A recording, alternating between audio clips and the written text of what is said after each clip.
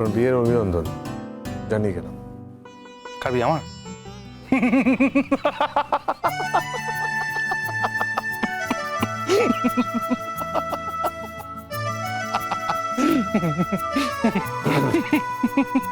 না না, এর মধ্যে হাসির কি হলো বুঝতে পারলাম না। এ কি মশাই, আরে বাইরে রাস্তার খাবার খেলে ইমিউনিটি বাড়ে, সিঙ্গাটা খেয়ে দেখুন ফাটাফাটি। না না, আমি তো বললাম খাবো না। এই বয়সে এসে আমি আর অভ্যাস কি করে বদলাই বলুন? আমি বাইরের খাবার খাই না তাছাড়া। তাহলে আপনাকে কি খাওয়াই বলুন তো? কিচ্ছু খাওয়াতে হবে না, আমি তো বললাম আমি কিচ্ছু খাবো না।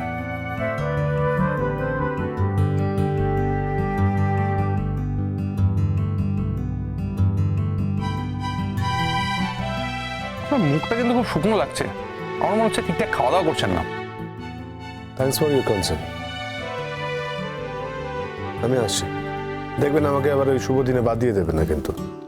এবার কিন্তু আমার সত্যিই খুব কৌতূহল হচ্ছে। হ্যাঁ, মানে কিসের অভিনন্দন, কি ব্যাপার, কে কি, আমার জানতে খুব ইচ্ছা করছে। আপনার বিয়ের অভিনন্দন। জানি কেন খাবি আমার?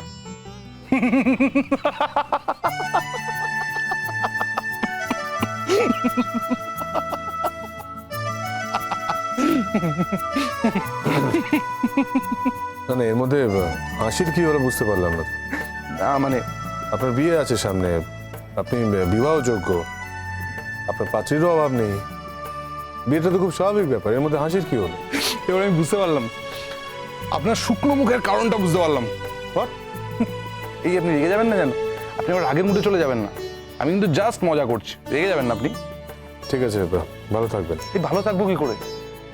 আপনি এরকম সরি বলতে এলেন, তারপরে এরকম মুখ করে চলে যাবেন। আমি ভাবলাম আমাদের বন্ধুত্বটা বোধহয় আবার ঠিকঠাক হলো, তা না আপনি এইভাবে চলে যাবেন। দেখুন, আমি কিন্তু খুব একটা বন্ধুত্ব পাতানোর লোক নই, এবং আমার খুব একটা বন্ধু বান্ধব নেই। আমি কিন্তু ভেবেছিলাম যে আপনার সাথে আমার বেশ একটা বন্ধুত্ব তৈরি হয়েছে, জানেন না, আমি ভেবেছিলাম সেটা। ইনফ্যাক্ট তারপর এরকম একটা বাজে ঘটনা ঘটলো, সবটা কিরকম, তারপর তো আপনি সরি বলতে এলেন, মানে আমাদের বন্ধুত্বের খাতাটা আবার ওপেন হলো। কিন্তু তারপর আবার আপনি চলে যাবেন বলছেন। বসুন না একটু।